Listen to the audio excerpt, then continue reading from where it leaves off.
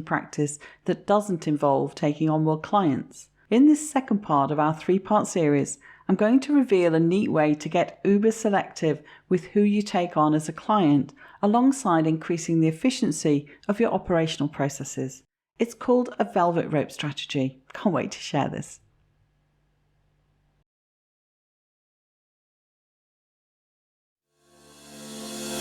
Welcome to the Leverage Business Podcast, where we believe business success is about working smarter, not harder. Leveraging your time and expertise in ways that fit the digital age you and your clients live in today. I'm your host, Jay Allison, author of Leverage Consulting in the Digital Age and founder of the iSuccess Business Academy. And every episode, I'll be sharing insights into how you can apply the power of leverage to grow your consulting, coaching, or other expert services business and create true freedom and independent success with mindset, marketing, and money model breakthroughs. Because when you get leveraged, the sky's the limit. Let's go for it.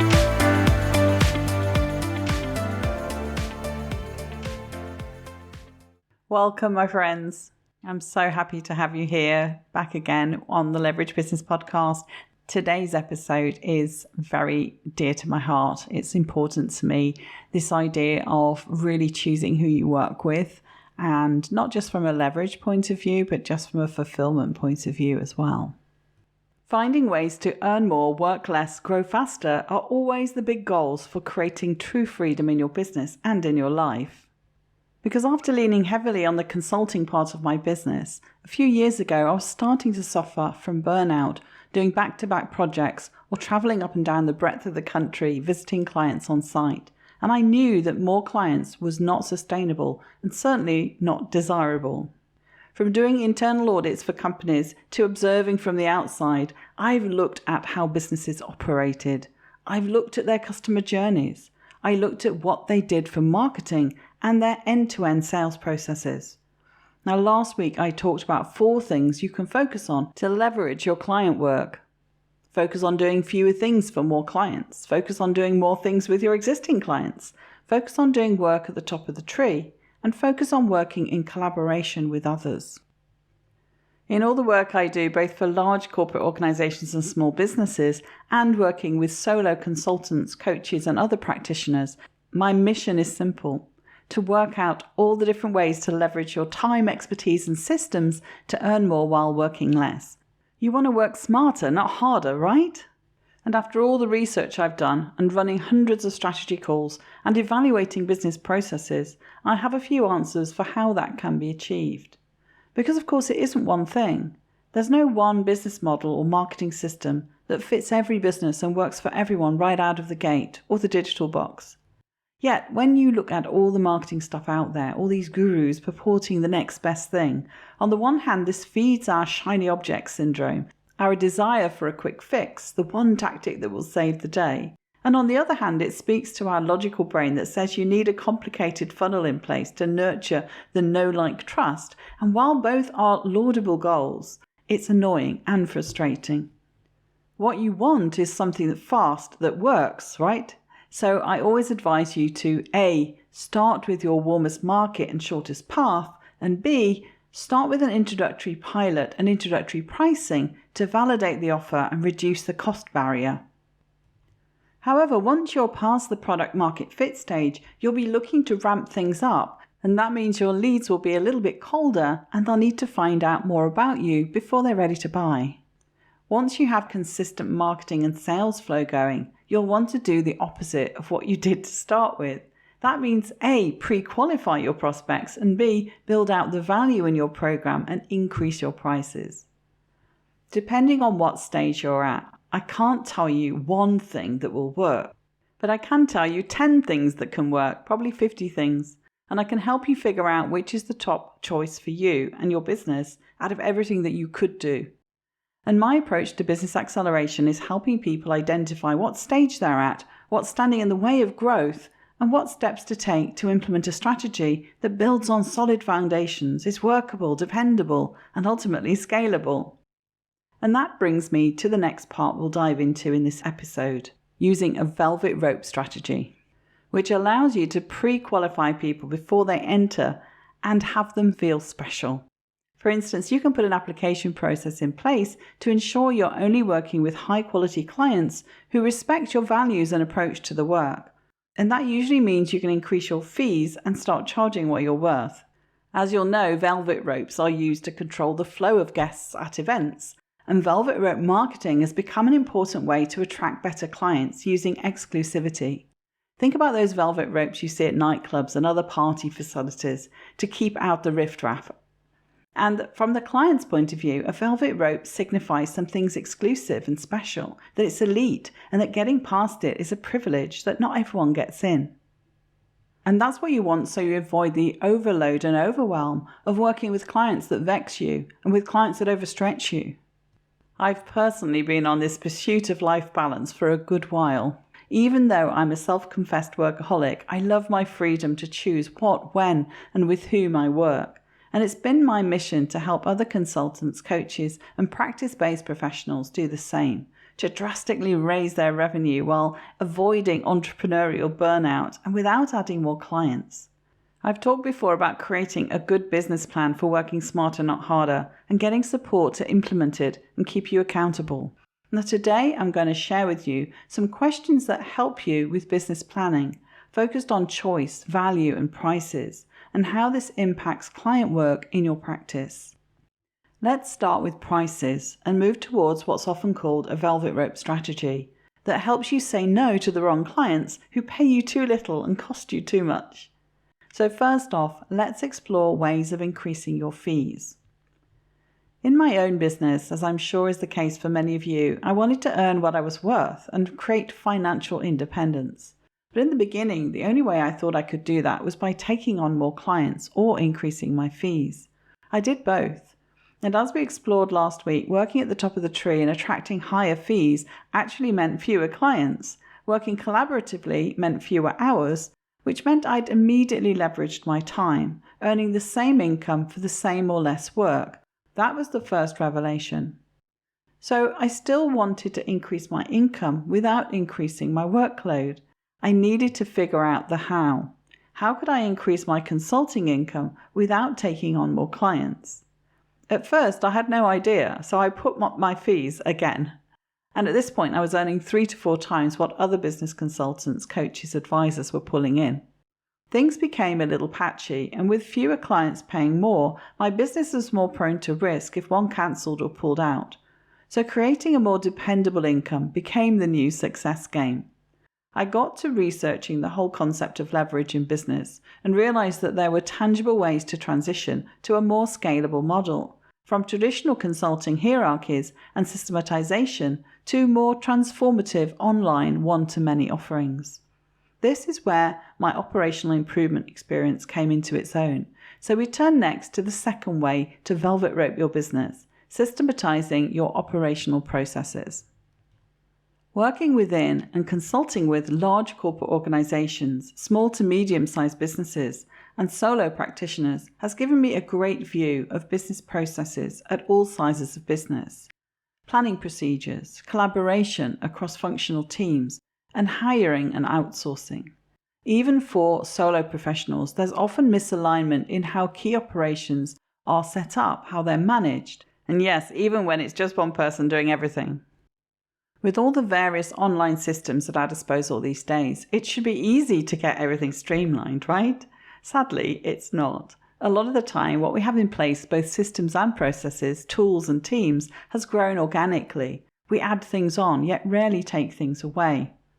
A big part of the consulting work we do is process review and lean management, and it's not really the kind of thing that you see or hear about in manufacturing plants. What I do is much more working with service-based businesses, so our focus is on end-to-end customer journey, the engage, educate, enroll process I talk about often. You can increase the capacity of a business quite substantially when you document exactly what you do, take a good hard look, and get rid of historical or wasteful elements of a process. We do this across teams to get things aligned and seamless, especially from the customer's point of view and experience. And it's really interesting that when you run a participatory experience of getting people to look at the process collectively, there's a real sense of camaraderie and getting people to understand what happens when and why. and to understand how they would work better together. But you can also do it for your own business, which is really useful if you're looking to outsource or hire people to take some of the administrative load off you.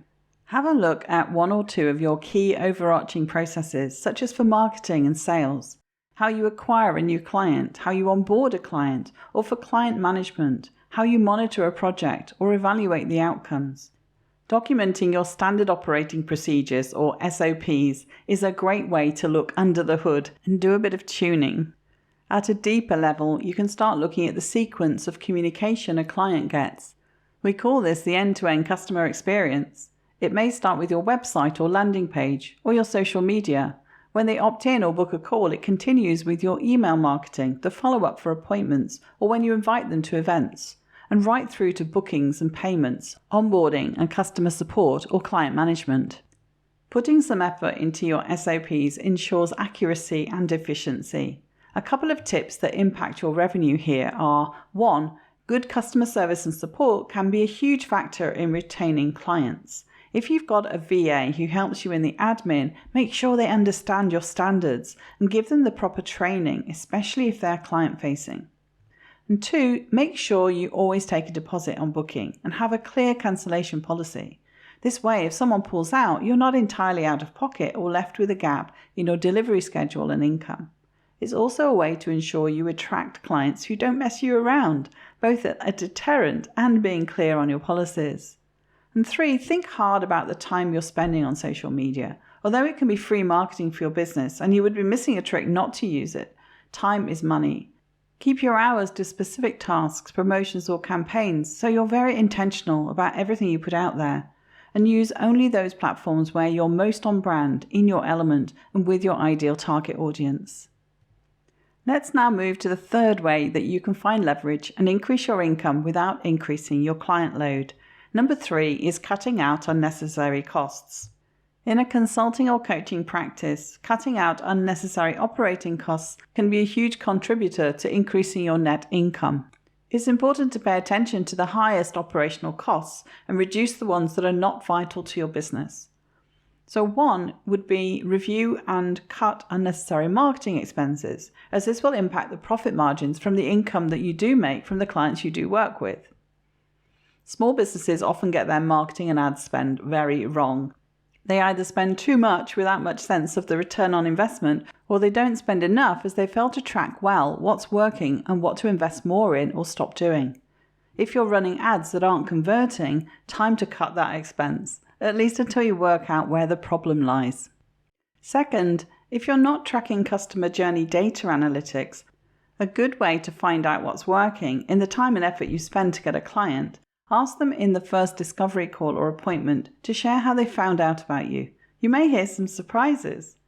That social media rotation you ran ends up being way more work and way less worthwhile than the £100 you spent on a local newspaper ad or the 3 guest spots you did on those obscure podcasts you got invited onto.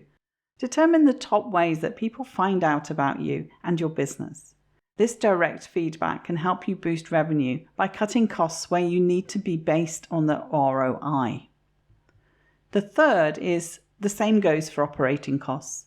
Maintaining an accurate list of all operating costs can help when the time comes to reduce spending and streamline services. Although for service providers working from home, overheads seem very low, your operating costs can really add up. Look at what you're spending on marketing, your own professional development, digital tools, and outsourcing. The total amount in any given month or year shouldn't be a shock. You should be planning that spend based on forecasted sales. I can't tell you the sense of liberation I felt when I deleted all the courses, guides, videos I'd purchased over the years. Not only were most a waste of money, these things cost you in a non-financial way too, because they defocus you. And they waste your time and they got you spinning around trying all kinds of things that don't really move the needle in your business income. And finally, another way to reduce time and money spent is to move to electronic records, bookings, and customer relationship systems. Right, so all of those things go in the efficiency pile.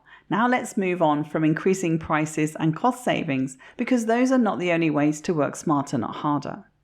One really big change I made early on in my consulting business, which I continue to do in my mentoring and coaching programs, is to make sure I'm only working with clients who are the right fit. There's such a lot of wasted time that goes on when you don't have the perfect clients. So the most important component of a velvet rope strategy is about how you filter, sift, and sort potential clients. It's all about 4, attracting better clients. When you're getting yourself established in your field and working on positioning and branding, your approach to getting clients is likely to be more about direct outreach than attraction marketing. In building your audience and as your list or followers grows, the key is to engage, nurture, and favor those who are most responsive. They're opening your emails, liking your posts, commenting on your stuff.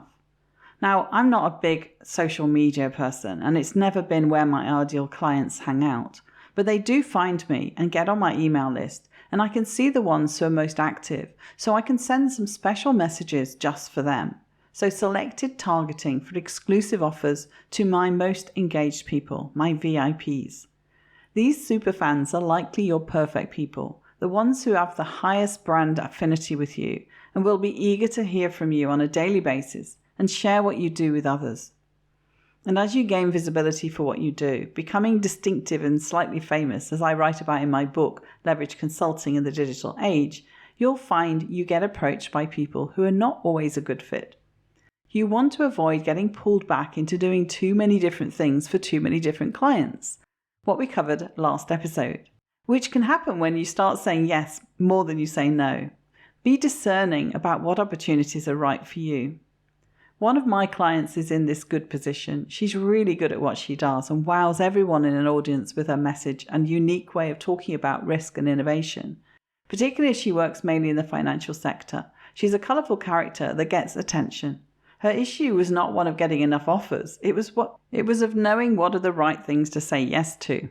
With the backdrop of the vision and values driving her whole business, we worked on a set of criteria that would help her know and communicate who's a good fit for what she does and what she's willing to do and for how much. You can qualify and disqualify people at any or every stage of your marketing and sales process.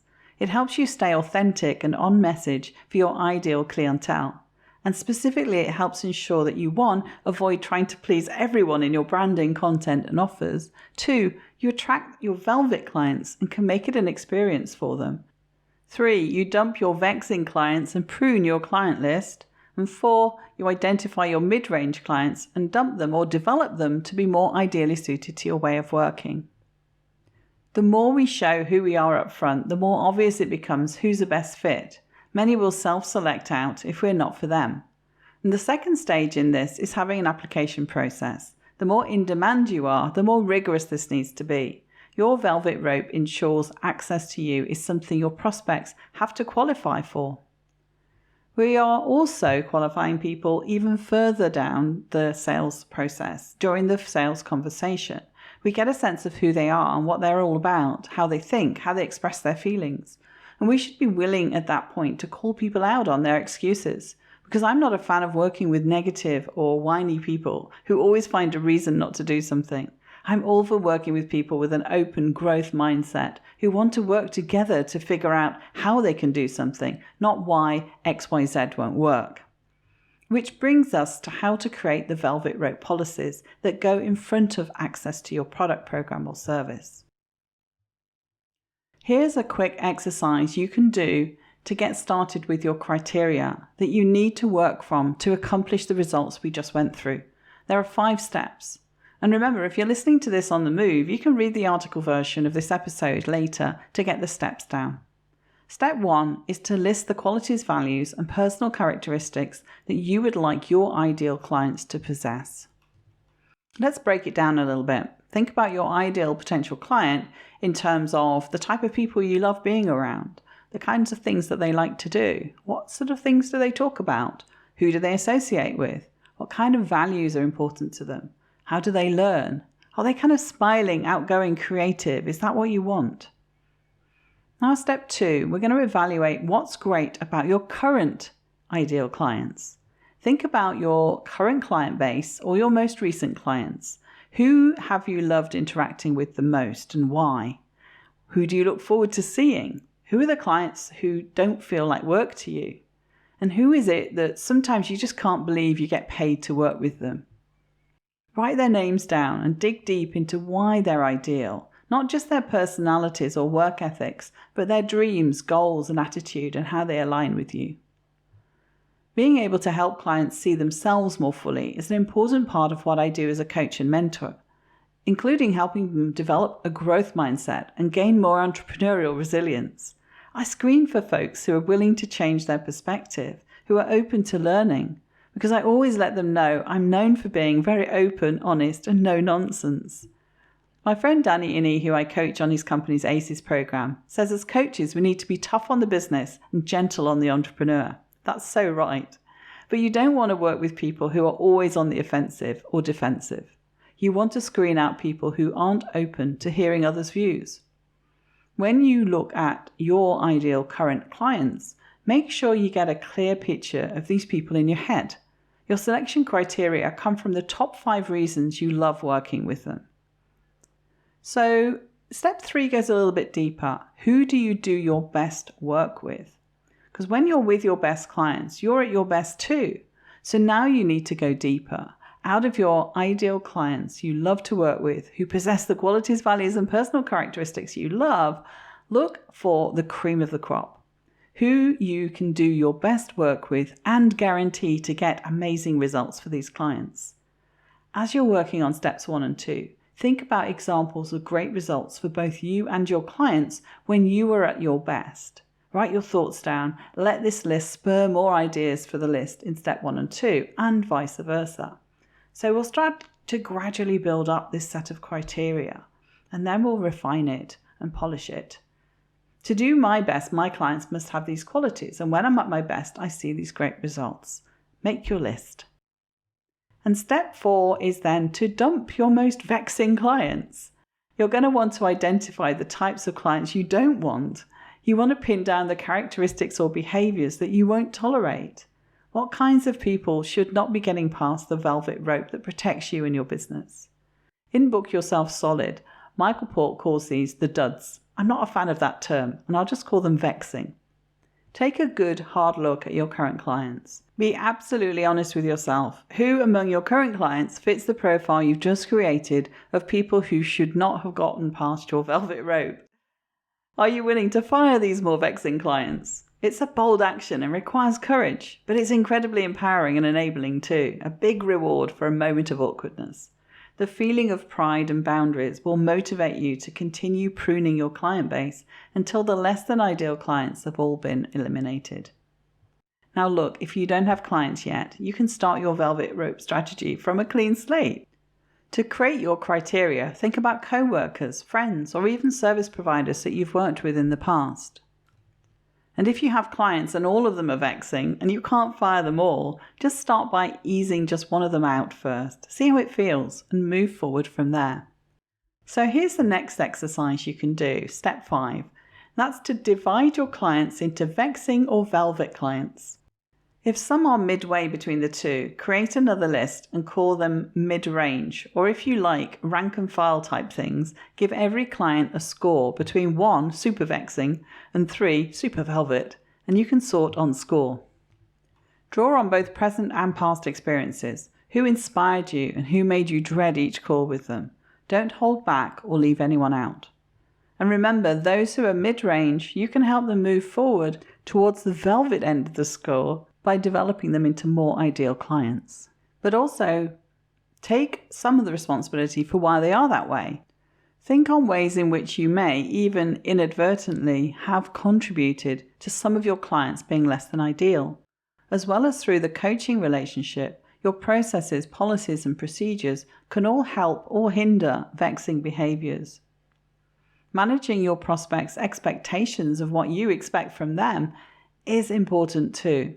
Making sure that you light their fire for the work you do, keep them challenged, and stay excited. You have to stay committed to believing in the work and believe in them even when they falter themselves. And it's all part of helping them develop into ideal clients and build resilience. As you make your velvet rope policies more obvious, you should end up with fewer non-ideal clients, and you may find your mid-range clients either step up their game or fall away naturally. Now, if you want some help working out the best velvet rope strategy for your business and how to implement it, then go ahead and book a free strategy discovery call. You'll find the appointment scheduler throughout my website and on the contact page at jallison.com/contact me. I'd love to get into this with you.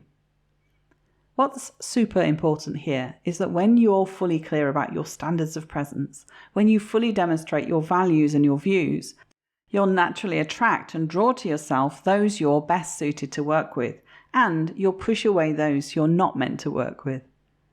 Working with clients, you want to attract the great clients and push away the not so great clients. And this is particularly the case for your high-end services and programs, the ones where you're really working in depth with people. And we talked about that last week, where the engagement's longer and the end result or gains you promised to deliver are more complex. In an increasingly competitive marketplace where your prospects have infinite options and see hundreds of marketing messages every day, the use of a velvet rope marketing strategy creates real and perceived exclusivity. In turn, this selectivity translates into customer desirability that results in premium prices and increased customer lifetime value. That's what you can achieve with this. And that's part of what we'll look at in the next episode. Part 3 of how to increase your consulting income without taking on more clients. We'll look at scalable delivery that feels bespoke, where we'll be getting into how to achieve that important balance of profitability, scalability, and sustainability. So I'll see you next time. Ciao, ciao for now. Thank you for listening to the Leverage Business Podcast. Want to create leverage in your business? Did this episode provide some insights and ideas to be thinking through? If so, subscribe so you get alerts when the next one's released. If you want to learn more or would like help and support with building a leveraged business that achieves true freedom for you, then head over to jallison.com/podcast to find all the resources and links that go with this show on my website and to join our iSuccess community. And if you're enjoying our content, it would be great if you could pop into Apple Podcasts or the app you listen from and leave me a rating and review. Everyone makes a difference to improving our rankings. So thank you if you've done that already. I appreciate you. So hey, that's it. Thank you for listening. I hope you've loved this episode and have some great takeaways to be thinking through. I wish you a pleasant, productive and profitable week, and I'll see you again next time for another episode of the Leverage Business Podcast.